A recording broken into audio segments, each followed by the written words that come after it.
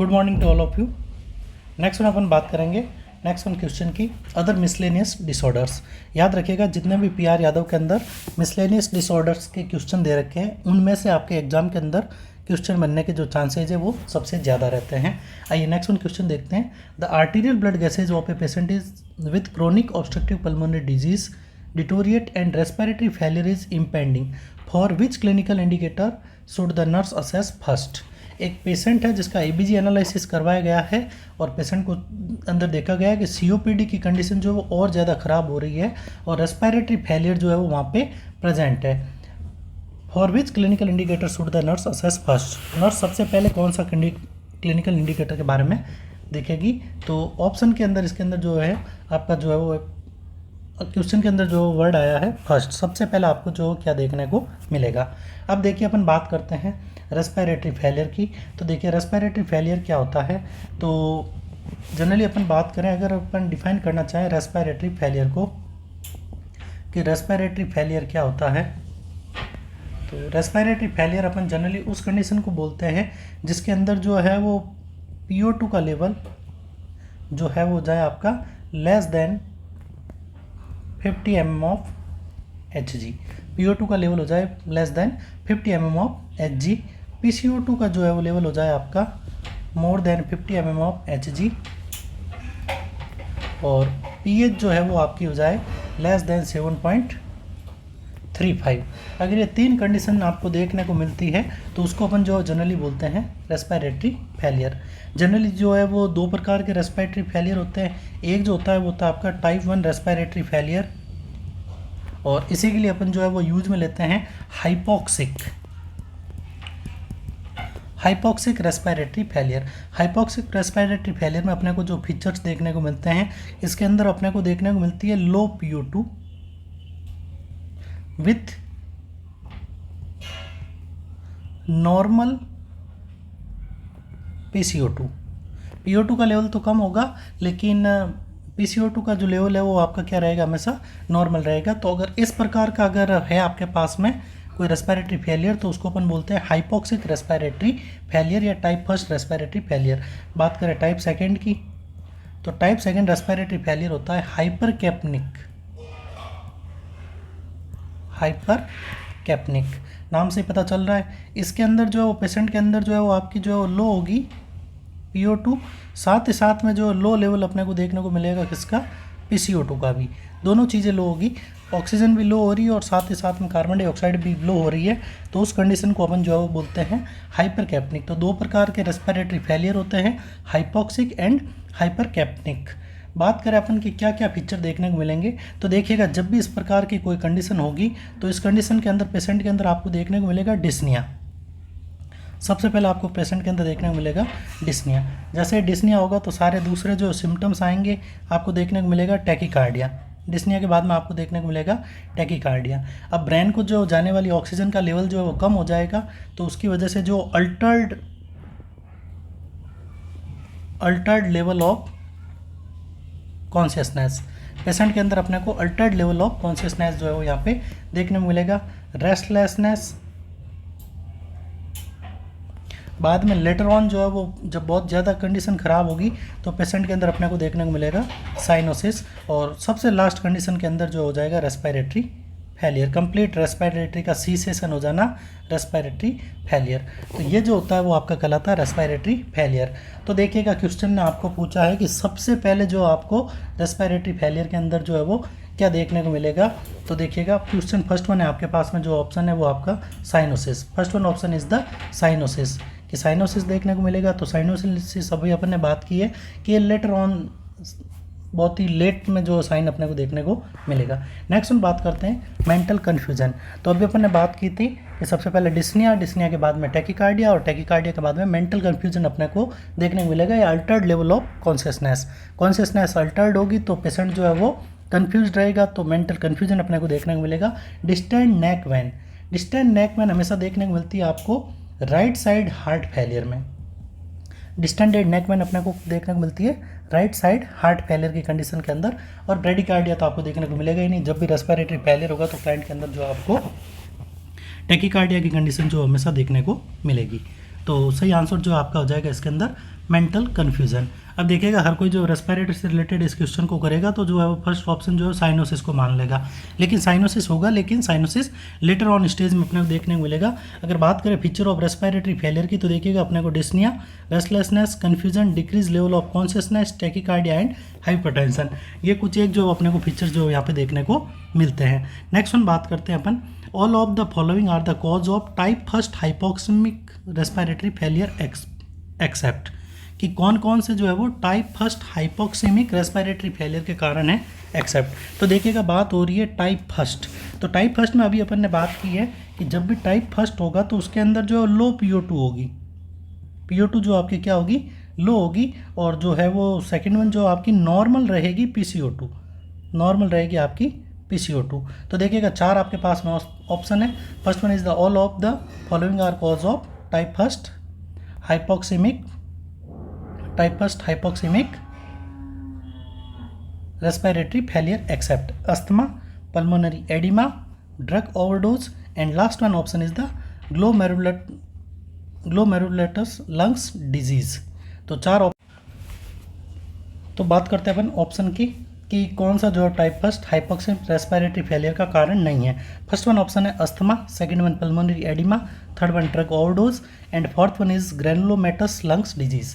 अब देखिएगा अपने को पता करना है कि कौन सी कंडीशन के अंदर जो है वो लो PO2 और नॉर्मल PCO2 नहीं है। क्वेश्चन में देखिएगा आपको दिया गया है एक्सेप्ट, यानी कि उल्टा करना है। बात करें अस्थमा, तो अस्थमा एक एलर्जी होती है। Asthma is characterized by the IgE antibody की वजह से जो जनरली अपने को अस्थमा देखने को मिलता है, और उसको अपन एलर्जी इन्फ्लामेशन अपन बोल सकते हैं। Next one is the pulmonary oedema. अब किसी भी पेशेंट के अंदर अगर पल्मोनरी एडिमा कॉज होता है तो पल्मोनरी एडिमा की वजह से जो है वो पेशेंट के अंदर प्रॉपर गैस एक्सचेंज नहीं हो पाएगा, और प्रॉपर गैस एक्सचेंज नहीं हो पाएगा तो उसकी वजह से जो है वो पेशेंट के अंदर अपने को लो PO2 एंड नॉर्मल PCO2 वहाँ पे देखने को मिलेगी। हाइपोक्सिया अपने को जनरली देखने को मिलेगा। सेकंड वन बात करते हैं ड्रग ओवरडोज, तो ड्रग ओवरडोज के अंदर भी जो हमेशा पेशेंट को हाइपोक्सिक कंडीशन देखने को मिलती है, यानी कि क्या होगा कि जब जैसे ही पेशेंट ड्रग को इनहेल करेगा या इंट्रोड्यूस करेगा तो उसके बाद में जो उसका ब्रेन जो डिप्रेस होगा, और डिप्रेस होने की वजह से हाइपोक्सिया की कंडीशन डेवलप होगी। नेक्स्ट वन अपन बात करते हैं granulomatous lungs disease. Granulomatous lungs disease के अंदर लंग्स के अंदर ग्रेनुल्स का फॉर्मेशन हो जाएगा, जिससे कि प्रॉपर एयर एंट्री नहीं हो पाएगी, और उसकी वजह से जो पेशेंट के अंदर अपने को हाइपोक्सिया की कंडीशन देखने को मिलेगी। तो pulmonary oedema, drug overdose and granulomatous lungs disease, तीनों के अंदर जो आपको हमेशा जो है वो हाइपोक्सिया की कंडीशन देखने को मिलेगी। इसलिए आपका जो यहाँ पे सही आंसर हो जाएगा अस्थमा, कि अस्थमा के अंदर जो आपको हाइपोक्सिया की कंडीशन देखने को नहीं मिलेगी। तो आपका ऑप्शन जो है उसके अंदर सही हो जाएगा E।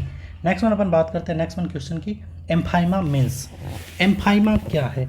Collection of fluid in peritoneal cavity, collection of fluid in pleural cavity, collection of पस इन pleural cavity and new growth in the lungs. देखिएगा एम्फाइमा, 2 वर्ड होते हैं अपने पास में। एक जो होता है वो होता है आपका एम्फाइसीमा, एक वर्ड जो होता है वो होता है एम्फाइसीमा, और एक वर्ड जो होता है वो होता है एम्फाइमा। दोनों के अंदर आपको कंफ्यूज नहीं होना है, दोनों जो एक दूसरे से बिल्कुल जी वो है वो अलग है। अगर मैं बात करूँ कि परमानेंट डिस्ट्रक्शन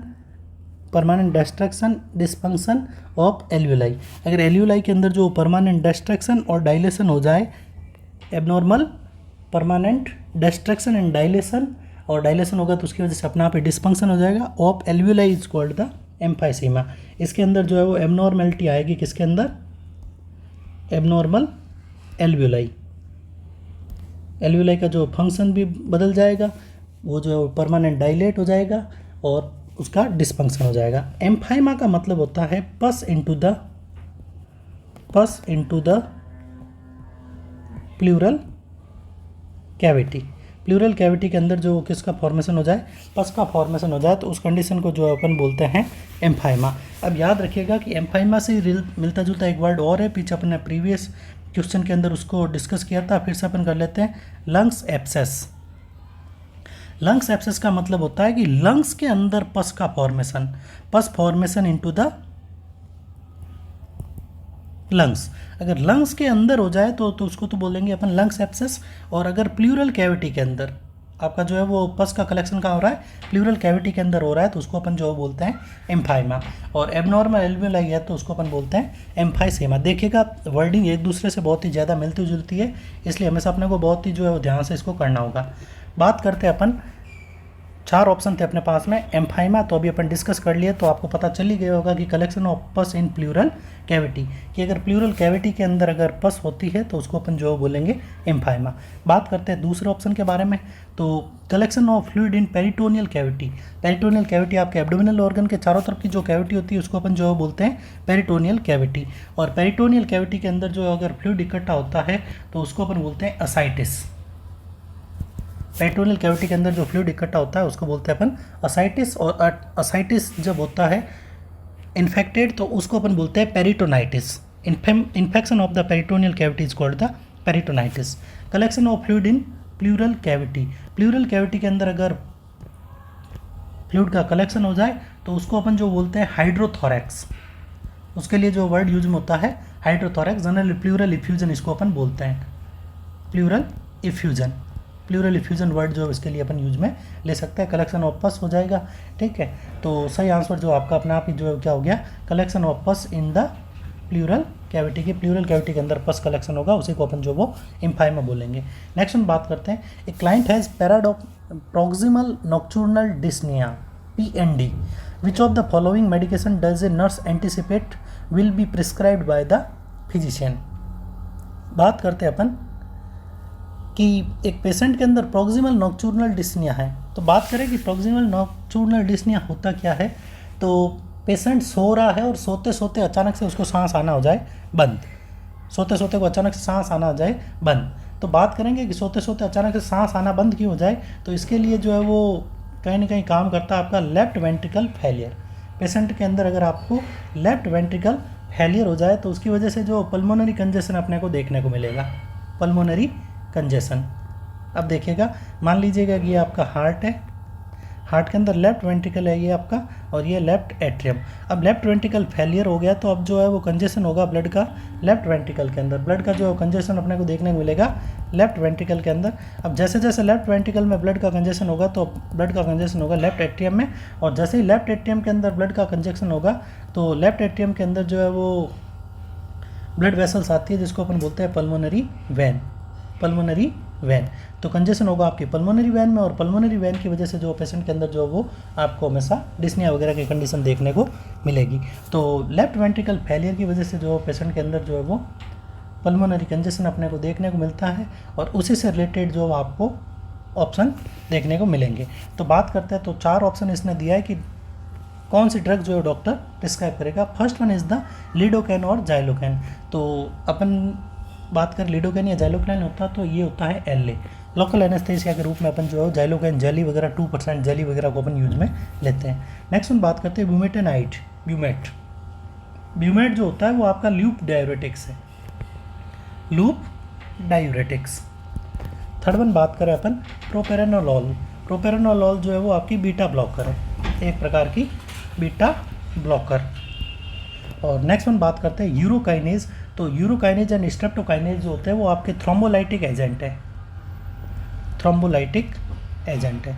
अब देखिएगा कंडीशन दिक्कत हो रही है लेफ्ट वेंट्रिकल फेलियर की वजह से, और उसकी वजह से हो रहा है कंजेशन।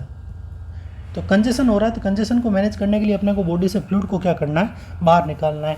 तो LA जो है वो किसी भी काम का नहीं है, तो फर्स्ट ऑप्शन तो आपका अपने आप ही एंटीसिपेट हो गया। नेक्स्ट हम बात करते हैं प्रोपेरानोलोल, भी आपकी बीटा ब्लॉकर है जो कि हार्ट की एक्टिविटीज़ को कम करती है, वेसल्स को डायलेट करती है। नेक्स्ट हम बात करें यूरोकाइनेज, तो ये थ्रोम्बस के अंदर काम आएगी। तो आपको यहाँ पे देना होगा लूप डायूरेटिक्स। जैसे ही आप लूप डायूरेटिक्स दोगे तो लूप डायूरेटिक आपके रीनल सिस्टम में जाकर के लूप ऑफ हेनले के ऊपर काम करते हैं, और वहाँ से जो वाटर का एक्सेसिव लॉस करवाते हैं। तो बॉडी से वाटर की कमी होगी, तो वाटर की कमी होगी तो लंग्स में जो है वो कंजेशन अपने को, जो पल्मोनरी आर्टरी में जो कंजेशन देखने को मिल रहा था, ये कंजेशन आपका जो कम होगा, और इसकी वजह से जो पेशेंट के अंदर जो है वो नॉक्टर्नल डिस्निया की कंडीशन अपने आप ही जो है वो रिजॉल्व हो जाएगी। तो सही आंसर इसके अंदर आपका जो है वो ब्यूमेटेनाइड है या फिर ब्यूमेट है, और इसी को अपन जो है जनरली देते हैं। नेक्स्ट हम बात करते हैं treatment for a patient with severe flail chest, flail chest की कंडीशन है, एंड रेस्पिरेटरी कॉम्प्रेसिव में इंक्लूड। अब देखिएगा बात करें अपन फ्लैल चेस्ट क्या होता है। तो जब तक अपने को फ्लैल चेस्ट का मीनिंग नहीं पता चलेगा तब तक जो चीज़ें अपनी क्लियर नहीं हो जाएगी। तो बात करते हैं कि फ्लैल चेस्ट क्या होता है। तो फ्लैल चेस्ट वो कंडीशन है जिसके अंदर 3 या उससे ज़्यादा 3 और मोर कंटिन्यूस रिब्स फ्रैक्चर हो जाए। किसी भी पेशेंट के अंदर चेस्ट का ट्रॉमा हुआ, चाहे वो ब्लंट ट्रॉमा हो सकता है, चाहे वो ट्रॉमेटिक ट्रॉमा हो सकता है, और उसकी वजह से 3 या उससे अधिक रिब्स जो है वो कंटिन्यूसली जो है वो फ्रैक्चर हो जाए। तो अब देखिएगा होगा क्या कि मान लीजिएगा कि आपकी जो है वो लंग्स है और लंग्स के ऊपर जो है वो आपका जो है वो ये इस प्रकार से जो वो स्टर्नम बोन है और ये जो है वो रिब्स है, इस प्रकार से जो रिब्स निकल रही है। अब अगर मैं बात करूँ कि यहाँ पे जो 3 कंटिन्यू रिब्स के अंदर जो है वो हो जाए फ्रैक्चर, यहाँ से लेकर के यहाँ तक जो है वो 3 रिब्स के अंदर फ्रैक्चर हो गया, तो अब ये जो वाली रिब्स है वो प्रॉपर रेस्पायरेशन के साथ में मूवमेंट नहीं करेगी, नॉट मूव विथ रेस्पायरेशन। अब होगा क्या, अब ये जो है रिब्स टूट गई है और ये सेपरेट हो गई है, तो जब पेशेंट जो इंस्पायरेशन करता है, पेशेंट जो क्या करेगा, इंस्पायरेशन करेगा, तो जनरली इंस्पायरेशन के अंदर जो है वो इंटरकोस्टल मसल्स और रिब्स जो होती है वो अपवर्ड मूवमेंट होती है, उनमें अपने मूवमेंट देखने को मिलती है, अपवर्ड मूवमेंट। लेकिन ये जो आपका फ्रैक्चर्ड पार्ट होगा इसके अंदर जो है वो अपने को उल्टा, यानी कि बाकी का चेस्ट तो जो है वो ऊपर की तरफ आएगा, लेकिन जो अफेक्टेड पार्ट होगा वो अपने को ऐसा लगेगा कि जो है वो अंदर की तरफ जा रहा है। तो ये अंदर की तरफ जाएगा, जैसे ही पेशेंट सांस छोड़ेगा तो बाकी का पार्ट तो जो है वो नीचे की तरफ जाएगा, जबकि ये जो फ्रैक्चर्ड पार्ट है वो किधर की तरफ आएगा, ऊपर की तरफ। यानी कि फ्लैल चेस्ट के अंदर जो इस प्रकार का रेस्पायरेशन हो जाता है जिसके अंदर जो है वो अफेक्टेड पार्ट जो अपोजिट मूवमेंट करता है, अपोजिट मूवमेंट ऑफ रेस्पायरेशन करता है, और अपोजिट मूवमेंट ऑफ रेस्पायरेशन को अपन बोलते हैं पैराडॉक्सिकल रेस्पायरेशन। वर्ड यूज में लेते हैं इसके लिए पैराडॉक्सिकल रेस्पायरेशन। याद रखिएगा, बहुत ही जो स्टैंडर्ड फीचर है कि जब भी पेशेंट के अंदर फ्लैल चेस्ट की कंडीशन डेवलप होगी तो फ्लैल चेस्ट के अंदर हमेशा जो है वो अपने को देखने को मिलता है पैराडॉक्सिकल रेस्पायरेशन। याद रखिएगा, फ्लैल चेस्ट का एक जो है वो स्पेशल फीचर है आपका पैराडॉक्सिकल रेस्पायरेशन। तो फ्लैल चेस्ट की डेफिनेशन कंप्लीट हो गई आपकी, 3 और मोर कंटिन्यूस रिब्स के अंदर फ्रैक्चर हो जाए और उसकी वजह से जो रेस्पिरेटरी के साथ में मसल्स या अफेक्टेड पार्ट की जो है वो ऑपोजिट मूवमेंट चालू हो जाए तो उसको अपन पैराडॉक्सिकल रेस्पायरेशन बोलते हैं। तो आइए क्वेश्चन क्या पूछ रहे हैं, बात करते हैं अपन। ट्रीटमेंट फॉर ए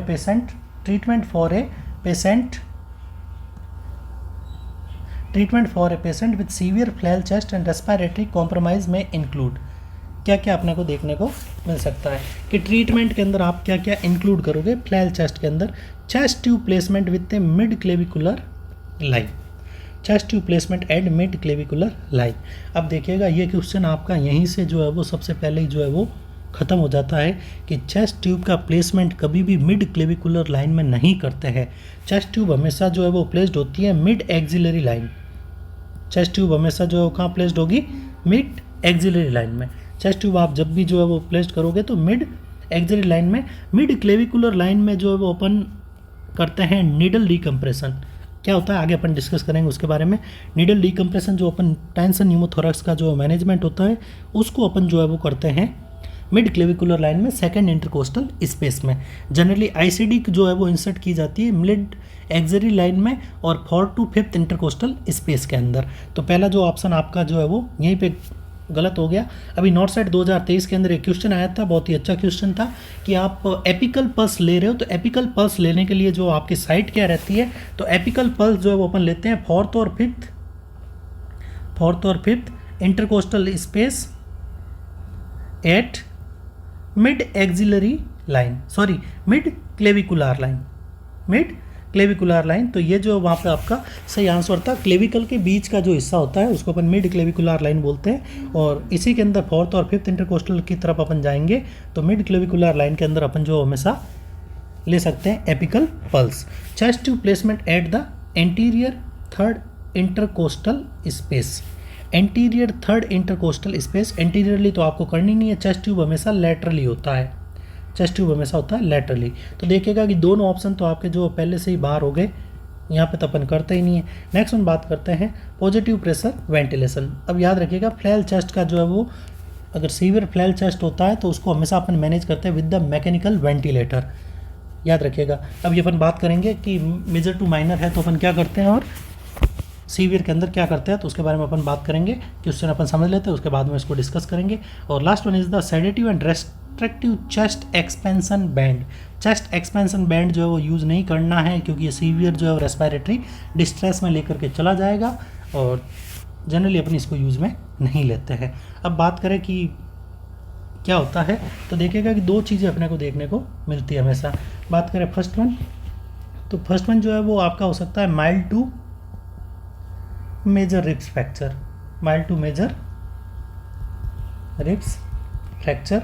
और एक जो है वो कंडीशन हो सकती है आपकी सीवियर रिब्स फ्रैक्चर। अब देखिएगा ये होता क्या है।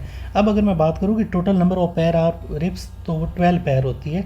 अब मैं बात करूँ कि रिब्स नंबर 1, 2 एंड 3, इनका अगर फ्रैक्चर हुआ है तो ये जो है वो एक तो जो है बहुत कम फ्रैक्चर इनका देखने को मिलता है, वेरी रेयरली है। लेकिन याद रखिएगा ये कंडीशन जो है वो आपकी मोस्ट डेंजरस अगर रिब्स नंबर 1, 2, 3 का जो है वो अगर फ्रैक्चर हुआ है तो मोस्ट डेंजरस कंडीशन होगी और हाईएस्ट मॉर्टेलिटी। इस कंडीशन के अंदर अपने को क्या देखने को मिलेगी, हाईएस्ट मॉर्टेलिटी। तो ये क्यों कि देखिएगा कि जनरली जो अगर अपन बात करें कि इस प्रकार से आपका जो है वो लंग्स है, यहाँ से जो आपकी जो पहली, दूसरी, तीसरी लिप्स निकल रही है, यहीं पे जो है वो आपका जो मेन ब्रोंकाई है, ये वाला जो हिस्सा है वो आपका क्या है, मेन बीच का जो है वो ब्रोंकाई, ब्रोंक्यूल्स वगैरह वाला हिस्सा है। यहीं से आपकी पल्मोनरी आर्टरी निकलती है, यहीं से आपकी जो पल्मोनरी वैन निकलती है। अब अगर यहाँ पे इस सेगमेंट में अगर फ्रैक्चर होगा तो ये जो यहाँ पे पल्मोनरी आर्टरी को, पल्मोनरी वैन को, ब्रोंकाई को जो है वो फ्रैक्चर करने का पूरा चांसेस रहेगा। इसीलिए जो है वो रिब्स नंबर 1, 2 एंड 3 जो है बहुत ही क्या होता है, सीवियर कंडीशन के अंदर आता है। बात करें सेकंड वन, तो सेकंड वन अगर फ्रैक्चर हुआ है 4 से लेकर के 10, रिब्स नंबर 4 से 10, तो ये मोस्ट कॉमनली होता है और ये जनरली कॉज करता है न्यूमोथोरेक्स, हीमोथोरेक्स, हाइड्रोथोरेक्स वगैरह कंडीशन को जो है वो ये कॉज करता है। और बात करते हैं कि 11 और 12 रिब्स का अगर फ्रैक्चर हुआ है तो जनरली ये जो है वो अपने लीवर एंड स्प्लीन को जो है वो अफेक्ट करने का काम इसके द्वारा किया जाता है। ये भी जो है थोड़ा सा लीवर अगर डैमेज होगा या स्प्लीन डैमेज होगी तो ये भी एक सीरियस कंडीशन होती है। लेकिन मोस्ट कॉमनली जनरली अपने को रिब्स नंबर 4 to 10 के बीच में जो है वो फ्रैक्चर देखने को मिलता है। अब अगर अपन बात करेंगे कि अगर इसके अंदर जो आपका 4 से 10 तक है, रिब्स नंबर 4 से 10 है, तो इसको अपन माइल्ड टू मेजर के अंदर गिनेंगे। और अगर 1 से 3 और 11 से 12 है तो उसको अपन सीवियर रिब्स के अंदर, जनरली 11-12 को भी अपन माइनर में गिनते हैं और सिर्फ 1 से 3 रिब्स को अपन जो है सीवियर में। अब माइल्ड टू मेजर है, अगर आपकी कंडीशन जो है वो है mild to major ribs fracture, mild to major ribs fracture है, तो इस कंडीशन को अपन मैनेज करते हैं चेस्ट बाइंडर से, चेस्ट बाइंडर, O2 थेरेपी और अपराइट पोजीशन, O2 थेरेपी और अपराइट पोजीशन, ये 3 चीज़ें जो है वो मिला करके अपन जो है वो माइल्ड टू मेजर को करते हैं। और सीवियर को हमेशा अपन करते हैं मैकेनिकल वेंटिलेटर के थ्रू। तो आइए फिर से चलते हैं अपन क्वेश्चन के ऊपर। क्वेश्चन अपने को पूछ रहा है तो पॉजिटिव प्रेशर वेंटिलेटर, तो वेंटिलेटर जो है आपका यहाँ पे सही आंसर हो जाएगा। नेक्स्ट वन बात करते हैं, नेक्स्ट वन क्वेश्चन की तरफ चलते हैं। नेक्स्ट वन क्वेश्चन है paradoxical respiration is most commonly seen in. अभी अपन ने डिस्कस किया है कि पैराडॉक्सिकल रेस्पिरेशन कहाँ पे देखने को मिलेगा, congestive heart failure, obstructive airway disease, cardiac tamponade and flail chest. तो अभी अपन ने बात की थी कि flail chest is the paradoxical respiration is the most common feature of flail chest. Next one बात करते हैं, in which respiratory condition you will find the paradoxical respiration. फिर से वही क्वेश्चन आया है, तो फ्लैल चेस्ट इसके अंदर भी आंसर है आपका, तो अपना आप ये आपका सही हो जाएगा। नेक्स्ट वन बात करें, a male client is admitted to the hospital with blunt chest trauma हुआ है पेशेंट को after a motor vehicle accident, RT हुआ है, road traffic accident. The first nursing priority for this client would be, सबसे hospital में आते ही nurse की पहली क्या प्रायोरिटी है, तो मास्लो हायरार्की में अपन ने पढ़ा है। तो मास्लो हायरार्की के अंदर जो है वो कोई भी पेशेंट आता है तो सबसे पहले जो फर्स्ट पार्ट अपन देखते हैं फिजियोलॉजिकल नीड। सबसे पहले जो आपका क्या होता है, फिजियोलॉजिकल नीड, ऑक्सीजन है, एयरवे है वगैरह है, इनको अपन देखते हैं। उसके बाद में सेकंड वन आता है आपका सेफ्टी एंड सिक्योरिटी। 5 स्टेज जो है वो होती है आपकी मास्लो हायरार्की की। फर्स्ट स्टेज जो है वो आपकी है फिजियोलॉजिकल नीड, सेकंड स्टेज जो आपकी है safety and security, third one अगर बात करूँ तो love and belonging, love and belonging. Fourth की बात करें self esteem, fourth one stage जो होती है self esteem, and fifth one stage is the self actualization, self actualization. तो जब भी प्रायोरिटी बेस्ड क्वेश्चन आएंगे तो उनको सॉल्व करने के लिए हमेशा अपन मास्लो हायरार्की लेते हैं और सबसे प्रायोरिटी पर अपन रखते हैं फिजियोलॉजिकल नीड। तो इसमें जो है वो आप सबसे पहले क्या करेंगे, assess the clients airway, provide pain relief, encourage deep breathing and coughing, sprint the chest wall with A pillow. तो अगर मास्लो हायरार्की अपन लगाएंगे तो क्लाइंट को जो सबसे पहले अपन एयरवे चेक करेंगे। याद रखिएगा कोई भी पेशेंट में प्रायोरिटी से रिलेटेड क्वेश्चन हो, अगर उसमें airway, oxygen, patent airway, maintain airway, check air, patency of airway, अगर इस प्रकार के हो तो हमेशा फर्स्ट प्रायोरिटी आपकी जो है वो आंसर के अंदर एयरवे रहेगी। बात करते हैं next one, pleural effusion is also non age. तो अभी अपन ने थोड़ी देर पहले डिस्कस किया था कि हाइड्रोथोरैक्स जो होता है, fluid collection in the pleural cavity is called the pleural effusion. अभी नॉर्थ साइड 2023 के अंदर जो है वो एक्सरे पूछा गया था प्लूरल इफ्यूजन के अंदर, जो आपको किस प्रकार का एक्सरे देखा जाएगा। तो प्लूरल इफ्यूजन के अंदर जो है वो ब्लड का कलेक्शन होगा, और ब्लड या फ्लूइड का जब भी कलेक्शन होता है तो उस कंडीशन के अंदर अपने को लंग्स के अंदर जो है वो देखने को मिलता है वाइटिस कलर, लंग्स के अंदर देखने को मिलेगा वाइटिस कलर। याद रखिएगा कोई भी फ्लूइड है या फिर ब्लड है तो एक्सरे के अंदर वाइट कलर देखने को मिलेगा, और अगर वहाँ पे एयर है, न्यूमोथोरैक्स है, तो एयर हमेशा ब्लैकिश कलर की देखने को मिलेगी, तो उसके अंदर जो है वो अपने को वाइटिस कलर देखने को मिल रहा था। आगे अपन नेक्स्ट वन क्लास के अंदर जो इमेज बेस्ड क्वेश्चन करेंगे तो उसके अंदर जो है बाकायदा आपको वो एक्सरे पूरा का पूरा बताएंगे कि किस प्रकार से आपका जो है वो क्वेश्चन था। तो प्लूरल इफ्यूजन जो है वो हाइड्रोथोरैक्स वर्ड के लिए यूज होता है। बात करें हीमोथोरैक्स तो blood collection in the pleural cavity, pneumothorax air collection into the pleural cavity, spontaneous pneumothorax. तो न्यूमोथोरैक्स की बात करें तो न्यूमोथोरैक्स आपके दो टाइप के, न्यूमोथोरैक्स जो जनरली होते हैं आपके दो टाइप के। तो कौन कौन से न्यूमोथोरैक्स होते हैं उनके अंदर जो अपन बात कर लेते हैं। देखिएगा बात करें अपन न्यूमोथोरैक्स की, तो न्यूमोथोरैक्स वो देखिएगा बहुत इंपॉर्टेंट चीज़ है और ये कहीं पे आपको खोजने पे भी मिलेगी नहीं। न्यूमोथोरैक्स आपको दो प्रकार से देखने को मिलते हैं। फर्स्ट वन जो होता है वो होता है आपका स्पॉन्टेनियस, इसी के लिए अपन यूज लेते हैं वर्ड सिंपल न्यूमोथोरैक्स बोल सकते हैं, या फिर इसी को अपन बोलते हैं स्पॉन्टेनियस न्यूमोथोरैक्स। और सेकंड वन जो होता है वो होता है आपका ट्रॉमेटिक न्यूमोथोरैक्स। अब देखिएगा दोनों में फ़र्क क्या है। तो मान लीजिएगा ये आपके जो है वो लंग्स है, और लंग्स में अगर मैं बात करूं तो ये देखिएगा लंग्स से जो एक चिपकी हुई जो लेयर होती है वो होती है आपकी विसरल प्लूरा। ये जो लेयर है आपकी क्या कहलाती है, विसरल प्लूरा। उसके बाद में जो लंग्स के साथ में जो है वो एक लेयर और होती है, और ये जो है वो आपकी कहलाती है पैराइटल प्लूरा। ये कहलाएगी आपकी पैराइटल प्लूरा। अब देखिएगा होगा क्या, कोई ऐसी कंडीशन जिसके अंदर जो है वो ये जो लाइनिंग जो है वो अटैच है, जो लाइनिंग जो है वो अपन देख रहे हैं ये जो लाइनिंग यहाँ पे जो है वो अटैच है, और ये लाइनिंग जो है वो यहाँ से हट करके दूर हो जाए। अगर ये इस प्रकार से जो है वो दूर हो जाए लंग्स से अगर, और यहाँ पे एक जो है वो बल्ब जैसा फॉर्मेशन हो जाए, तो इसको अपन बोलते हैं सब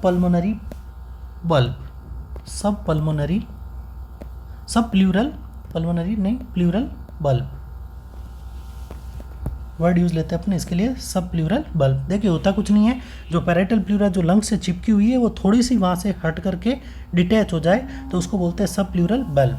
और अगर लंग्स के अंदर ही अगर मैं कहूँ कि यहाँ पे लंग्स की जो लेयर है उसी के अंदर एक जो है वो कैविटी का फॉर्मेशन हो जाए लंग्स के अंदर, देखिएगा यहाँ पे जो प्लूरा में नहीं हो रही है, किसके अंदर हो रही है, लंग्स की खुद के अंदर, तो इस कंडीशन को अपन बोलते हैं पल्मोनरी बुल्ला। दो कंडीशन होती है, सब प्लूरल बल्ब एंड पल्मोनरी बुल्ला। अब अगर विसरल प्लूरा लंग से हट करके एक कैविटी या पाउच का फॉर्मेशन कर ले तो वो जो है वो आपकी कहलाती है सब प्लूरल बल्ब। और अगर एक कैविटी का फॉर्मेशन हो जाए तो उस कैविटी को अपन बोलते हैं पल्मोनरी बुल्ला। अब देखिएगा इन दोनों के अंदर अगर बीच के अंदर किसी प्रकार का जो है वो आपका किसी प्रकार का है, इसके अंदर जो कोई एक्सीडेंटली या प्रेशर अंदर बढ़ने की वजह से अगर ये रप्चर हो जाए और उसकी वजह से जो एयर की एंट्री जो आपकी कहाँ पे हो जाए, प्लूरल कैविटी के अंदर अगर एंट्री हो जाए तो इस कंडीशन को अपन बोलते हैं सब प्लूरल बल्ब। और दूसरा जो है वो और बोलते हैं पल्मोनरी बुल्ला। अब ये जो पल्मोनरी बुल्ला के अंदर जो ये कैविटी थी, ये अगर रैप्चर हो जाए कैविटी और इसकी वजह से जो एयर की एंट्री कहाँ हो जाए, प्लूरल कैविटी में, तो उसको अपन बोलेंगे पल्मोनरी बुल्ला। तो ये तो हो गया आपका स्पॉन्टेनियस। इसके अंदर देखिएगा बाहर से किसी प्रकार का कोई भी ट्रॉमा नहीं हुआ है और स्पॉन्टेनियसली ये चीज़ जो आपकी क्रिएट हुई है, तो इसको अपन बोलते हैं स्पॉन्टेनियस न्यूमोथोरैक्स। याद रखिएगा स्पॉन्टेनियस न्यूमोथोरैक्स में क्या क्या होता है, तो सब प्लूरल बल्ब एंड पल्मोनरी बुल्ला यहाँ पे देखने को मिलता है। सेकंड वन बात करें अपन ट्रॉमेटिक, तो ट्रॉमेटिक के अंदर क्या होगा कि बाहर की तरफ से जो है वो किसी प्रकार का ट्रॉमा होगा, ट्रॉमा की वजह से जो प्लूरल कैविटी आपकी जो क्या हो जाएगी, रप्चर हो जाएगी। तो ये जो आपका कहलाता है ट्रॉमेटिक न्यूमोथोरैक्स। तो उम्मीद है कि दोनों न्यूमोथोरैक्स के बारे में आपको पता चल गया होगा, स्पॉन्टेनियस या सिंपल न्यूमोथोरैक्स, और second one is the traumatic pneumothorax. आइए क्वेश्चन पे चलते हैं। तो क्वेश्चन में आपका स्पॉन्टेनियस न्यूमोथोरैक्स लिखा हुआ था, तो इसी के लिए अपन ने जो इसको पूरा का पूरा क्लियर कर दिया। तो सही आंसर इसका जो आपका हो जाएगा हाइड्रोथोरैक्स। नेक्स्ट वन बात करते हैं, an accumulation of blood into the pleural cavity. Pleural cavity में ब्लड का एक्यूमुलेशन होना क्या कहलाता है? First one is the pneumothorax. तो न्यूमोथोरैक्स एयर होती है। टेंशन न्यूमोथोरैक्स यानी कि टेंशन की वजह से जो न्यूमोथोरैक्स, टेंशन न्यूमोथोरैक्स क्या होता है वो भी अपन समझ लेंगे। नेक्स्ट वन बात करते हैं हीमोथोरैक्स एंड काइलोथोरैक्स। तो हीमोथोरैक्स जो होता है वो ब्लड का collection into the pleural cavity, और काइलोथोरैक्स जो होता है वो होता है लिम्फेटिक फ्लूइड। अगर आपके प्लूरल कैविटी के अंदर लिम्फेटिक फ्लूइड इकट्ठा हो जाए तो उस कंडीशन के लिए अपन वर्ड यूज में लेते हैं काइलोथोरैक्स। अब देखिएगा क्वेश्चन आया, वर्ड आया अपने पास में टेंशन न्यूमोथोरैक्स, टेंशन न्यूमोथोरैक्स। तो देखिएगा कि अभी अपन ने पढ़ा था कि दो प्रकार के न्यूमोथोरैक्स होते हैं, सिंपल एंड स्पॉन्टेनियस, और दूसरा जो होता है वो होता है आपका ट्रॉमेटिक न्यूमोथोरैक्स। अब देखिएगा कि होगा क्या, कि देखिएगा अगर मैं न्यूमोथोरैक्स के और अगर बांटना चाहूँ तो देखिएगा तीन चीज़ों के अंदर मैं जो बांट सकता हूँ। First one is the open pneumothorax, second one is the close pneumothorax, and third one is the tension pneumothorax. एक बार समझ लीजिएगा, जिंदगी भर जो है वो वापस पढ़ने की भी जरूरत नहीं रहेगी। तीन प्रकार के न्यूमोथोरैक्स होते हैं, open pneumothorax, close pneumothorax and tension pneumothorax. अब देखिएगा अगर मैं बात करूं कि मान लीजिएगा कि आपकी जो प्लूरल कैविटी थी और प्लूरल कैविटी के अंदर जो है वो इस प्रकार से कोई बाहर से जो ट्रॉमा लगा और ट्रॉमा की वजह से जो प्लूरल कैविटी में एक ओपनिंग हो गई। अब देखिएगा इंस्पायरेशन और एक्सपायरेशन के दौरान जो एयर की एंट्री भी हो रही है प्लूरल कैविटी में और वापस एयर जो है वो एग्जिट भी हो रही है। एयर की एंट्री भी हो रही है और एयर वापस एग्जिट भी हो रही है, तो उस कंडीशन को अपन जो बोलेंगे ओपन। इसमें जो एंट्री भी होगी और वापस जो है वो अपने को क्या देखने को मिलेगा, एग्जिट। एंट्री भी देखने को मिलेगी और दूसरा जो अपने को क्या देखने को मिलेगा, एग्जिट। अगर दोनों कंडीशन अपने को देखने को मिल रही है तो उसको अपन जो कंडीशन को बोलते हैं ओपन न्यूमोथोरैक्स। सेकंड वन बात करूँ मैं क्लोज न्यूमोथोरैक्स, तो मान लीजिएगा कि आपकी जो है वो प्लूरल कैविटी थी, यहाँ जो एक चाकू लगा, यहाँ पे इस प्रकार से जो चाकू ठोक दिया किसी ने, तो चाकू लगा तो उस दौरान जो है वो जब चाकू एंटर हुआ तो उसी के साथ में कुछ अमाउंट के अंदर जो एयर की एंट्री इसके अंदर जो है वो अपने को साथ में देखने को मिली। लेकिन जैसे ही चाकू बाहर आया तो उसके बाद में जो ये वाला हिस्सा जो वापस क्या हो गया, क्लोज हो गया। अब ना तो एयर बाहर की तरफ आ रही है और ना एयर अंदर की तरफ जा रही है। अंदर एयर कब घुसी है, ड्यूरिंग द इंजरी, जब चाकू अंदर की तरफ घुसा उसी के साथ में कुछ अमाउंट के अंदर एयर अंदर की तरफ गई। उसके बाद में ना तो एयर वापस एग्जिट हो रही है और ना ही वापस एयर की क्या हो रही है, एंट्री। तो ऐसे न्यूमोथोरैक्स को अपन बोलते हैं close pneumothorax. Air entry only during injury, injury के दौरान ही खाली अगर एयर एंट्री हो तो उस कंडीशन को अपन जो है वो बोलते हैं क्लोज न्यूमोथोरैक्स। नेक्स्ट वन बात करते हैं अपन, और नेक्स्ट वन के अंदर जो है वो आपका आता है टेंशन न्यूमोथोरैक्स। अब देखिएगा टेंशन न्यूमोथोरैक्स क्या होता है, तो मान लीजिए आपका लंग्स है। अब देखिए इंजरी हुई आपके प्लूरल कैविटी में, और प्लूरल कैविटी में क्या हो गया कि इस प्रकार से एक फ्लैप का फॉर्मेशन हो गया। इस प्रकार से किसका फॉर्मेशन हो गया, एक फ्लैप का। अब देखिएगा कि जैसे ही जो है वो लंग्स सिकुड़ेगा यानी कि एक्सपायरेशन होगा, तो बाहर की जो एयर है वो कहाँ एंटर हो जाएगी, अंदर लंग्स के अंदर। बाहर की एयर कहाँ एंटर हो जाएगी, लंग्स में, यानी कि प्लूरल कैविटी में। बाहर की एयर जो सिकुड़ेगा लंग्स, तो ये फ्लैप जो अंदर की तरफ आएगा और बाहर की एयर जो कहाँ आ जाएगी, अंदर की तरफ। लेकिन जैसे ही लंग्स डायलेट होगा तो ये जो फ्लैप है वो जो हो जाएगा, क्या हो जाएगा आपका, बंद। फ्लैप वाला हिस्सा जो है क्या हो जाएगा, बंद।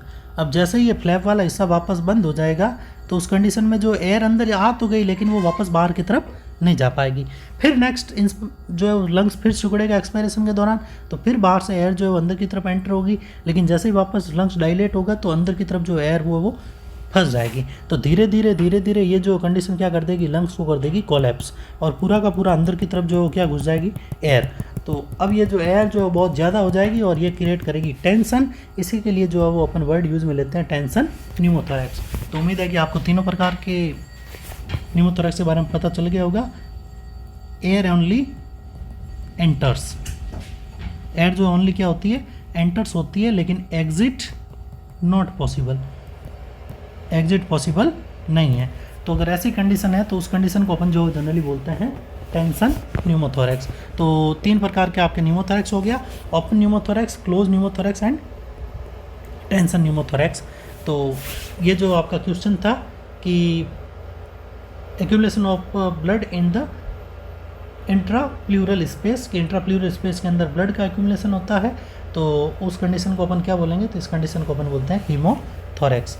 नेक्स्ट हम बात करते हैं abnormal accumulation of fluid, fluid इकट्ठा हुआ है तो उसके लिए वर्ड यूज होगा प्लूरल इफ्यूजन। नेक्स्ट हम बात करते हैं a client with cancer, cancer a client को develop pleural effusion, pleural effusion हो गया during chest auscultation following breath sound should be expected to hear. बहुत ही क्लासिकल क्वेश्चन है। अब याद रखिएगा एक चीज़ अगर आपको समझ में आ गई तो इससे रिलेटेड आपको कभी भी क्वेश्चन जो है गलत नहीं होगा। देखिए होता क्या है, मान लीजिए आपके लंग्स हैं, ये नॉर्मली आपके लंग्स थे और ये लंग्स के चारों तरफ जो है आपकी है प्लूरल कैविटी। अब मैं अगर बात करूं कि चाहे वो प्लूरल इफ्यूजन हो, चाहे वो हीमोथोरैक्स हो, चाहे वो न्यूमोथोरैक्स हो, चाहे वो काइलोथोरैक्स हो, कोई भी कंडीशन जो जिसके अंदर प्लूरल कैविटी के अंदर फ्लूइड इकट्ठा होगा तो धीरे धीरे प्लूरल कैविटी जो प्रेशर लगाएगी लंग्स के ऊपर, प्लूरल कैविटी किसके ऊपर प्रेशर लगाएगी, लंग्स के ऊपर। तो जैसे जैसे लंग्स की वॉल के ऊपर प्रेशर लगेगा तो लंग्स जो है वो धीरे धीरे जो है वो सिकुड़ना चालू हो जाएगा। अब जनरली तो देखिएगा आपका इस प्रकार से लंग्स था इतना बड़ा, लेकिन आप थोड़ी देर बाद देखेंगे कि मान लीजिएगा कि राइट साइड अफेक्टेड हुई है तो राइट साइड का लंग्स का हिस्सा इतना रह गया, ये बाहर आपकी प्लूरल कैविटी है। अब जो पूरा का पूरा जो एयर कहाँ इकट्ठी होगी, एयर फ्लूइड या फिर वॉट एवर कुछ भी जो है वो ब्लड हो सकता है, पस हो सकती है, लिम्फेटिक फ्लूइड हो सकता है, पूरा का पूरा जो कहाँ एंटर हो गया आपके प्लूरल कैविटी में। अब अगर अपन यहाँ पे अस्कल्टेट करेंगे तो एयर एंट्री तो ओनली जो इतने हिस्से में ही हो रही है, बाकी का जो हिस्सा होता है वो पूरा का पूरा जो आपका क्या रहेगा, खाली। अब अगर अपन यहाँ पे अस्कल्टेट करेंगे तो बताइए किसी प्रकार के लंग साउंड अपने को सुनाई देंगे, नहीं सुनाई देंगे, क्योंकि जब लंग्स ही नहीं है तो साउंड आने का कोई चांस ही नहीं है। तो याद रखिएगा हमेशा न्यूमोथोरैक्स, हीमोथोरैक्स, काइलोथोरैक्स, पायोथोरैक्स, प्लूरल इफ्यूजन, सारी की सारी कंडीशन में absence of breath sound, absence of breath sound या फिर डिमिनिश्ड ब्रीथ साउंड, दोनों वर्ड आते हैं, बहुत ही अच्छे वर्ड है। डिमिनिश्ड ब्रीथ साउंड हमेशा अपने को जो है वो देखने को मिलते हैं। दोनों वर्ड याद रखिएगा, जब भी आपको प्लूरल कैविटी के अंदर किसी भी चीज़ का एक्यूमुलेशन होगा तो लंग्स कोलैप्स हो जाएगा, लंग्स कोलैप्स होगा तो वहाँ पे किसी प्रकार का जो एयर मूवमेंट नहीं होगी, और एयर मूवमेंट नहीं होगी तो अब्सेंस ऑफ ब्रीथ साउंड हो जाएंगे, डिमिनिश्ड ब्रीथ साउंड हो जाएंगे। अगर आप कहोगे कि किस प्रकार की, तो रेजोनेंस साउंड जो आपको सुनाई दे सकते हैं, लेकिन रेजोनेंस जो है वो साउंड सुनाई नहीं देते हैं, रेजोनेंट को अपन करते हैं पाल्पेट, पाल्पेशन के दौरान अपने को रेजोनेंस वहाँ पे सुनाई देगा। तो याद रखिएगा जनरली अगर आपको अगर रेजोनेंस, आप कंफ्यूज मत होइएगा, जनरली अगर आप बात करोगे कि हीमोथोरैक्स, न्यूमोथोरैक्स, हाइड्रोथोरैक्स, काइलोथोरैक्स, पायोथोरैक्स, प्लूरल इफ्यूजन, कोई भी कंडीशन अगर डेवलप हुई है तो उसके अंदर अब्सेंस ऑफ ब्रीथ साउंड या फिर डिमिनिश्ड ब्रीथ साउंड अपने को हमेशा वहाँ पे देखने को मिलेंगे। तो देखिएगा प्लूरल इफ्यूजन हो गया तो किस प्रकार के साउंड, तो अभी अपन ने बात की है डिमिनिश्ड ब्रीथ साउंड, यानी कि वहाँ पे किसी भी प्रकार के ब्रीथ साउंड अपने को देखने को नहीं मिलेंगे।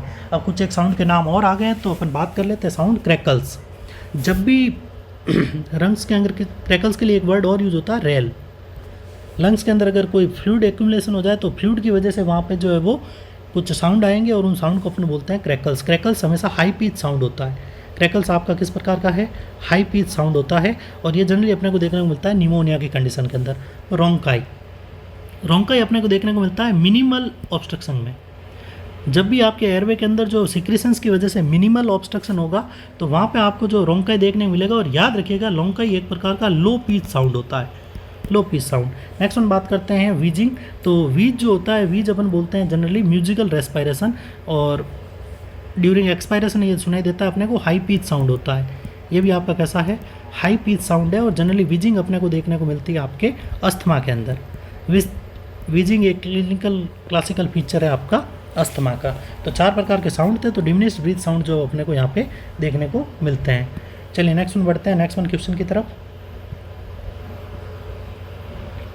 विच term use to document the musical sound generated by air flow through the narrowing. तो अभी अपन ने बात की थी कि म्यूजिकल साउंड जो होता है उनको अपन बोलते हैं wheezing. Wheezing is also called the musical sound. Airway आपका ऑब्स्ट्रक्ट होगा, तो एयरवे ऑब्स्ट्रक्शन की वजह से वो एयर जो है वो टकराएगी, और टकराएगी तो उसकी वजह से एक म्यूजिक क्रिएट होगा, उसी को अपन जो बोलते हैं वीजिंग साउंड। नेक्स्ट वन बात करते हैं क्रैकल। तो क्रैकल के बारे में अभी अपन ने डिस्कस किया था। नेक्स्ट वन यहाँ पे आया फ्रिक्शन रब। तो फ्रिक्शन रब एक प्रकार का लो पिच साउंड है, लो पिच साउंड है। और फ्रिक्शन रब अपने को देखने को मिलता है जब प्लूरल कैविटी के अंदर जो है वो आपस के अंदर फ्रिक्शन हो। विसरल प्लूरा और पैराइटल प्लूरा आपस में अगर एक दूसरे से फ्रिक्शन करेगी तो उसकी वजह से जो साउंड क्रिएट होगा उसको बोलते हैं अपन प्लूरल फ्रिक्शन रब। पूरा का पूरा इसका नाम होता है प्लूरल फ्रिक्शन रब। लो पिच साउंड होता है और प्लूरल कैविटी से रिलेटेड दिक्कत के अंदर हमेशा अपने को देखने को मिलता है। नेक्स्ट हम बात करें स्ट्राइडर। स्ट्राइडर, तो अगर आपने देखा होगा कि अगर कोई पेशेंट है जिसमें ईटी ट्यूब या टीटी ट्यूब लगा है और अगर अंदर जो है वो स्पुटम वगैरह कंजेशन हो रहा है तो उसकी वजह से वहाँ पे गरगराहट की साउंड सुनाई देते हैं। ऑब्स्ट्रक्शन की वजह से गरगराहट का जो साउंड होता है उसको अपन स्ट्राइडर बोलते हैं। और वेरी हाई पीच साउंड होते हैं। पास में बैठने से ही पता चल जाएगा पेशेंट के कि इसको जो स्ट्राइडर साउंड है। तो म्यूजिकल साउंड जो होता है वो आपका होता है वीजिंग। नेक्स्ट वन बात करते हैं, देखिएगा नेक्स्ट वन क्वेश्चन बहुत ही क्लासिकल क्वेश्चन है, एम्स रायपुर ने पूछा था, बहुत ही टफ एग्जाम था। बात करते हैं लो पिच साउंड। देखिएगा पहले इसने जो क्लासीफाई कर दिया लो पिच है, continuous gargling sound caused by secretion in the large airway, caused by secretion in the large airway. अब देखिएगा इसको अपन कैसे हल करेंगे। तो देखिएगा इसको दो चीज़ों से, एक तो secretion in the large airway से भी अपन कर सकते हैं और दूसरा अपन कर सकते हैं लो पिच। अब बात की अपन ने वीजिंग की, तो वीजिंग जो अभी अपन ने डिस्कस किया था, wheezing is a high pitch. Wheezing जो है किस प्रकार का एक हाई पिच है। बताइए, ऑप्शन आपका अपना आप ही कट गया। नेक्स्ट वन बात अपन ने की थी स्ट्राइडर। तो स्ट्राइडर तो अपन ने बोला था कि वेरी हाई, स्ट्राइडर साउंड जो है आपका कैसा होता है, वेरी हाई, बहुत ही ज़्यादा जो है वो हाई अपने को सुनाई देता है। स्ट्राइडर जो है वो वेरी हाई होता है, तो ये भी आपका जो है वो कट गया। तो दो ऑप्शन तो आपके कट गए। थर्ड वन बात करें कफिंग, तो कफिंग खुद भी एक बहुत वेरी हाई है, तो रोंकाई। याद रखिएगा रोंकी जो है वो अभी अपन ने डिस्कस किया था ऊपर एक क्वेश्चन के ऑप्शन के अंदर।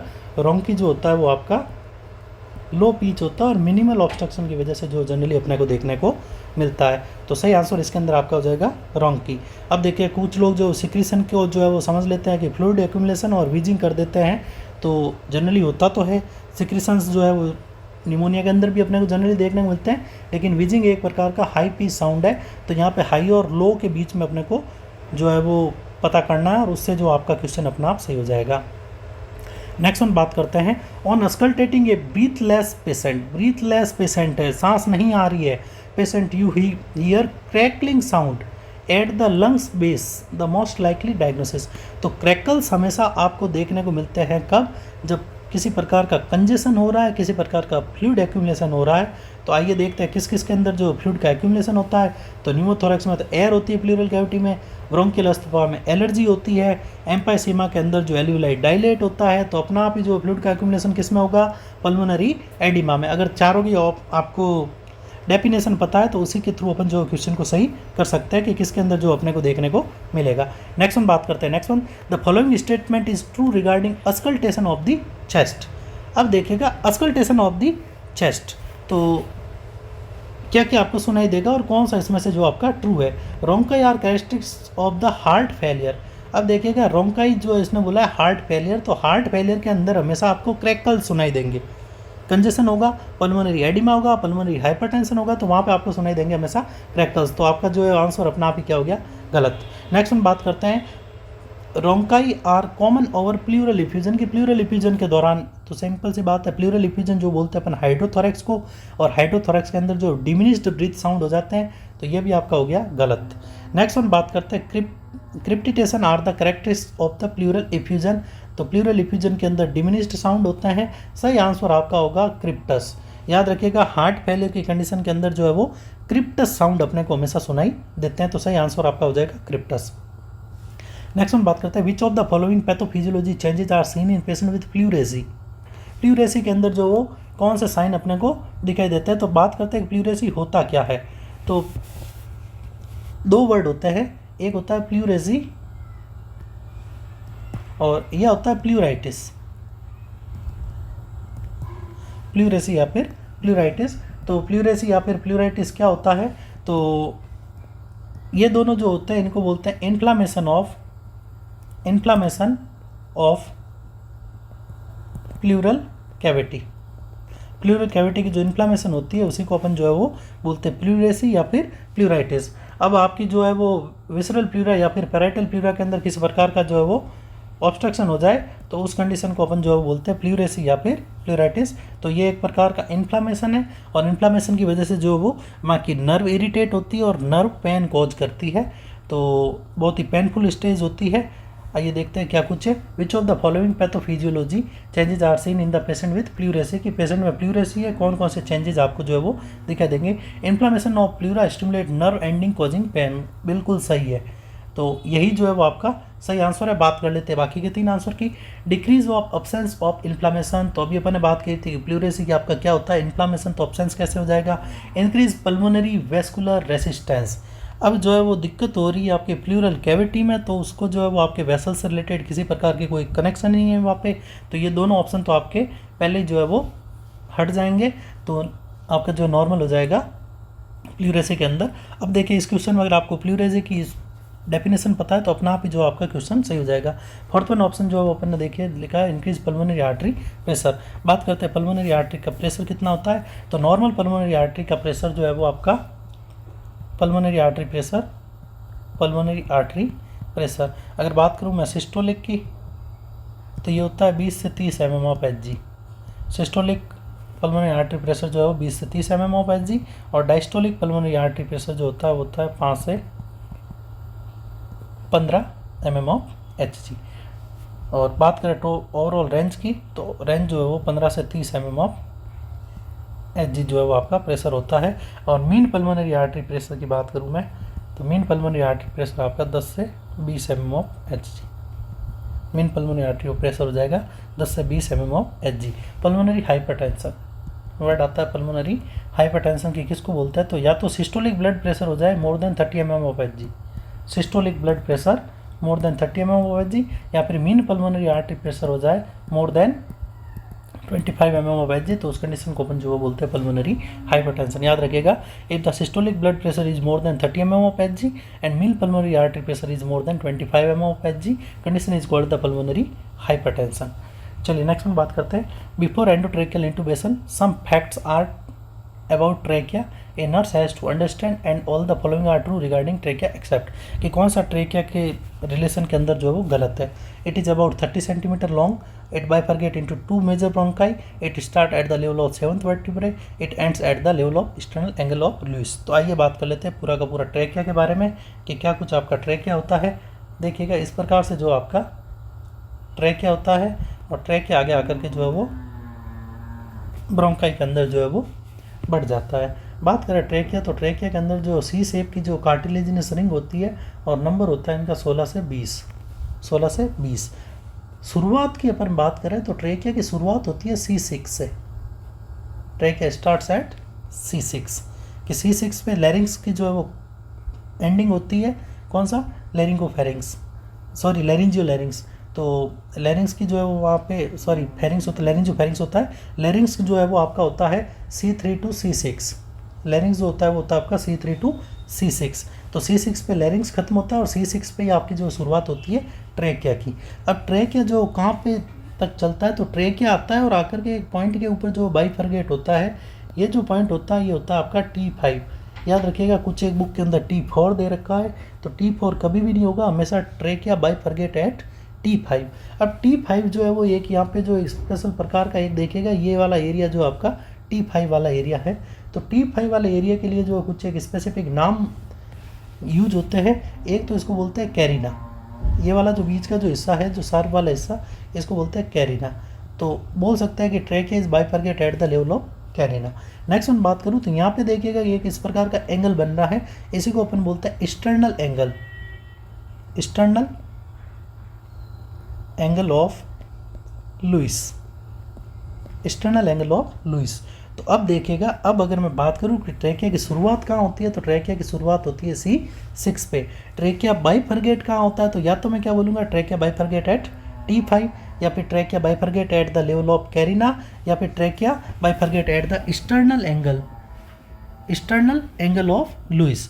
तो तीनों चीज़ें जो है मैं बोल सकता हूँ, तीनों जो वर्डिंग जो है वो यूज में ले सकता हूँ। बात करें ट्रेकिया की लेंथ, तो ट्रेकिया की लेंथ होती है 12 से 13 सेंटीमीटर। कई बुक के अंदर जो 12 से 15 सेंटीमीटर भी आपको देखने को मिल जाएगी। तो ये जो है इसकी हो जाएगी लेंथ। और इसके लिए जो एक वर्ड यूज में होता है विंड पाइप। नॉर्मल से अगर बात करें अपन कि ट्रेकिया के लिए क्या अपन वर्डिंग यूज में ले सकते हैं, तो trachea is also non as the windpipe की एक जो है वो सांस नली है बस आपकी, और विंड पाइप जो है वो अपने को देखने को मिलती है। बात करते हैं भाई ये 4 ऑप्शन के कि कौन सा ऑप्शन गलत है। तो फर्स्ट में इट्स अबाउट 30 सेंटीमीटर लॉन्ग, तो अभी अपने बात किया 12 से 15 सेंटीमीटर होता है, तो सही आंसर है आपका। It bifurcate into 2 major bronchi, आगे आकर के 2 हिस्सों में बढ़ता है, सही answer. It start the level of 7th cervical vertebrae, अभी अपन ने बात किया था कि शुरुआत कहाँ पे होती है इसकी, C6 पे, तो ये जो आपका क्या है, गलत है। It ends at the external angle of Louis, तो एक्सटर्नल एंगल बोलो, कैरिना बोलो, या फिर T5 बोलो, सारे के सारे सही है। तो सही जो है वो अपने आप ही जो इस क्वेश्चन के अंदर आपका जो है वो गलत क्या है, it start at the 7th cervical vertebrae, क्योंकि ये जो है वो C6 से जो है वो स्टार्ट हो जाता है। आइए नेक्स्ट क्वेश्चन की बात करते हैं।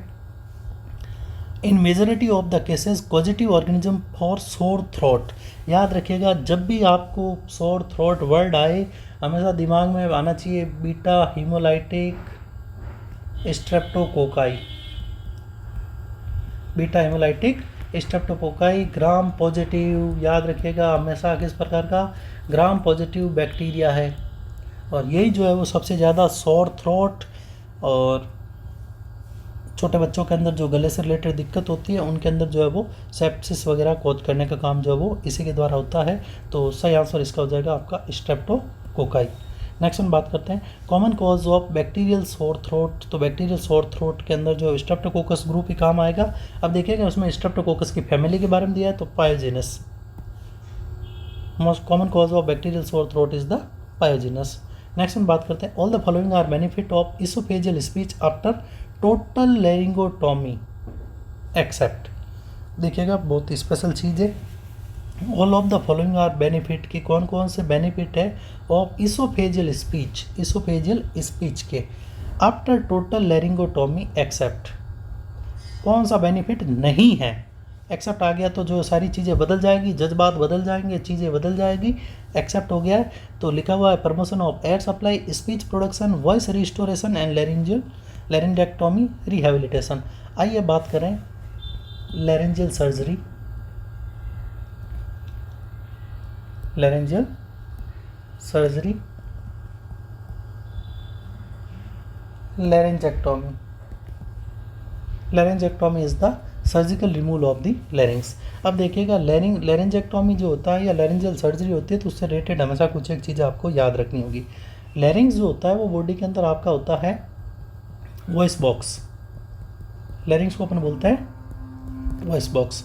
लैरिंग्स के अंदर अपन बात करें तो लैरिंग्स के अंदर एक स्ट्रक्चर होती है वोकल कॉर्ड, तो जनरली वॉइस बॉक्स जो है वो वर्ड यूज़ होता है किसके लिए, वोकल कॉर्ड। और अगर डीप में जाएंगे तो 2 प्रकार की वोकल कॉर्ड होती है, एक होती है ट्रू वोकल कॉर्ड और एक होती है फॉल्स वोकल कॉर्ड। तो ओरिजिनल वॉइस बॉक्स अगर मैं वर्ड यूज़ लेना चाहूँ तो वो यूज किसके लिए होगा, ट्रू वोकल कॉर्ड के लिए, या फिर अपन जनरली यूज करते हैं वोकल कॉर्ड के लिए, या फिर अपन कर सकते हैं लैरिंग्स के लिए। वॉइस प्रोड्यूस करता है। बात करें एक्सटेंड की, कई बार जो एक्सटेंड का क्वेश्चन तो C3 to C6 तक लैरिंग्स आपका जो होता है C3 to C6। अब लैरिंग्स का काम है वॉइस प्रोड्यूस करना, लैरिंग्स का मेन काम क्या है, वॉइस प्रोड्यूस। अब देखिए आप लैरिंजियल सर्जरी कर रहे हैं या फिर लैरिंग्स को रिमूव कर देते हो तो क्लाइंट के अंदर जो किसका दिक्कत आएगा, वॉइस का। अब देखिएगा याद रखिएगा जब भी आप कोई भी सर्जरी कर रहे हो लैरिंजेक्टोमी से रिलेटेड तो हमेशा आपको चैनल ऑफ कम्युनिकेशन मेंटेन करना है, चैनल ऑफ कम्युनिकेशन। जनरली अपने प्रोसीजर करते हैं ट्रेक्योस्टोमी। ट्रेक्योस्टोमी, तो इसमें ट्रेकिया वाले हिस्से के अंदर जो अपन क्या करते हैं, एक कट लगाते हैं। ट्रेकिया वाले हिस्से में क्या करते हैं, कट लगाते हैं। तो लैरिंग्स ऊपर होता है, ट्रेकिया नीचे होता है, लेकिन साउंड प्रोड्यूस होता है रेजोनेंस की वजह से, दबाव की वजह से। तो अगर ट्रेकिया लीक है तो उसकी वजह से जो लैरिंग्स जो है वो प्रॉपर दबाव या प्रेशर मेंटेन नहीं कर पाएगा, और उसकी वजह से जो है वो कभी भी वॉइस का प्रोडक्शन नहीं होगा। तो इस कंडीशन में हमेशा आपको जो वो चैनल ऑफ कम्युनिकेशन मेंटेन करने होते हैं। बहुत बार क्वेश्चन आ रखा है ऑलरेडी, और बहुत ही इंपॉर्टेंट क्वेश्चन बनता है। जब भी लैरिंग्स से रिलेटेड किसी भी प्रकार की सर्जरी होगी या ट्रेक्योस्टोमी होगी, तो पेशेंट के अंदर मीन या फिर चैनल ऑफ कम्युनिकेशन अपने को जो हमेशा इस्टेब्लिश करने होंगे, क्योंकि पेशेंट की वॉइस नहीं आएगी। तो ये एक तो ये चीज़ हो गई। नेक्स्ट वन, अभी अपने जो क्वेश्चन में वर्ड देखा, इसोफेजियल स्पीच। इसोफेजियल स्पीच, तो इसोफेजियल स्पीच क्या होता है? तो क्लाइंट को अब अपन ट्रेनिंग करेंगे कि इसोफेगस के थ्रू जो है वो बोलने में थोड़ी सी हेल्प ले। तो वो कैसे लेगा पेशेंट? तो देखिएगा जनरली क्या होता है कि जैसे आप पानी निगल रहे हो, उसी की तरह अगर आप जो है वो थोड़ा सा अगर निगलना चाहो आप एयर, तो उसको अपन बोलते हैं इसोफेजियल स्पीच। Oesophageal speech. और अगर बात करें इसका, तो इसका एक एग्जाम्पल होता है आपका हिकअप। हिचकी जो आपको आ रही है वो एक टाइप है आपका इसोफेजियल स्पीच का। तो क्लाइंट को अपन जो है वो बोलेंगे कि तेरे को थोड़ी सी हवा निकलनी है, और हवा निकलने के साथ ही जो है वो स्पीच तेरे को बोलना है। तो इसके अंदर जो आपका आंसर अगर बात करें कि कौन सा जो है वो नहीं होगा, तो speech production, voice restoration, laryngectomy, rehabilitation, तो ये तीनों चीज़ें परफॉर्म होगी तो अपना आप ही आपका आंसर जो हो जाएगा promotion of air supply. Next हम बात करें, a nurse caring for a patient subject to total laryngectomy should plan. Laryngectomy कर रही है, लैरिंग्स को रिमूव कर रही है, तो अल्टरनेटिव कम्युनिकेशन मेथड जो है मेंटेन करेगी। After laryngectomy which of the following assessment takes priority? Airway patency, nutritional status, lungs sound, and last one is the patient acceptance of surgery. तो अभी बात की थी, जब भी मास्लो आर के लगाएंगे सबसे पहले जो अब अपन एयरवे की पेटेंसी को चेक करेंगे, तो सही आंसर आपका हो जाएगा एयरवे पेटेंसी। नेक्स्ट हम बात करें, the client is 3 days post parietal laryngectomy, which type of nutrition should the nurse offer to patient? कि पेशेंट के अंदर जो है वो आपका लैरिंजेक्टोमी हुआ है, पेशेंट के अंदर लैरिंग्स का जो है रिमूवल हुआ, तो किस टाइप का न्यूट्रिशन आप जो है वो प्रोवाइड करेंगे? तो देखिएगा ऑप्शन के अंदर है total parental nutrition, soft regular diet, parental nutrition and clear liquid diet. तो देखिएगा जब भी आप लैरिंजेक्टोमी करेंगे तो लगभग 5 से 7 दिन तक पेशेंट को एनपीओ रखते हैं, तो एनपीओ के दौरान अपन टोटल पेरेंटल न्यूट्रिशन यहाँ पे प्रोवाइड करेंगे। नेक्स्ट हम बात करते हैं drug use by the health worker in the management of acute respiratory illness. देखिएगा अब यहाँ पे अपन ने पढ़ा था, आपको याद हो तो लास्ट क्लास के अंदर अपन ने निमोनिया का क्लासिफिकेशन पढ़ा था। तब वहाँ पे अपन ने बताया था कि WHO ने क्लासिफिकेशन दिया था, नो निमोनिया, निमोनिया और सीवियर निमोनिया, और वहाँ पे उन्होंने जो उसका ट्रीटमेंट बताया था क्लोट्रीमोक्साजोल। याद रखिएगा जब भी जो क्लोट्रीमोक्साजोल आए रेस्पिरेटरी इलनेस के लिए, फर्स्ट प्रायोरिटी हमेशा जो किसको जाएगी? क्लोट्रीमोक्साजोल को, क्योंकि ये सबसे सेफ ड्रग होती है, सबसे सेफ ड्रग और सबसे इफेक्टिव है। तो सही आंसर आपका हो जाएगा clotrimoxazole. What is the classical sign of obstructive sleep apnoea? Obstruction हो रहा है स्लीप के दौरान, और उसकी वजह से जो हो रहा है एपनिया, यानी कि पेशेंट को जो खराटे आ रहा है, और खराटे को अपन बोलते हैं स्नोरिंग साउंड रेस्पिरेशन। तो खराटा आ रहा है, वही जो आपका ऑब्स्ट्रक्टिव स्लीप एपनिया का जो है वो कारण हो सकता है। तो ये सारे के सारे आपके क्वेश्चन थे रेस्पिरेटरी सिस्टम के। तो यहीं पे जो है वो आपका रेस्पिरेटरी सिस्टम खत्म होता है। उम्मीद है कि आपको पसंद आया होगा। नेक्स्ट वन अपन क्लास के अंदर जो करेंगे रेस्पिरेटरी से रिलेटेड जो इमेज बेस्ड क्वेश्चन बनने के जो चांसेज है, उन सब के बारे में अपन डिस्कस करेंगे। और सबसे इम्पोर्टेंट चीज़ ये है कि अगर आपको पूरे रेस्पिरेटरी सिस्टम से रिलेटेड अगर किसी प्रकार का कोई भी दिक्कत हो, या फिर किसी प्रकार की कोई प्रॉब्लम हो, या कोई पर्टिकुलर टॉपिक आप अलग से समझना चाहें, तो आप आकर के कमेंट सेक्शन के अंदर उस टॉपिक का नाम लिख लीजिएगा। आपके लिए जो है वो उस टॉपिक को हम अलग से जो है वो वीडियो बेस्ड क्लास के अंदर जो है वो डिस्क्राइब करने की कोशिश करेंगे। बाकी आप चैनल को सब्सक्राइब करिए, फॉलो करिए, शेयर करिए। Thanks for joining the session.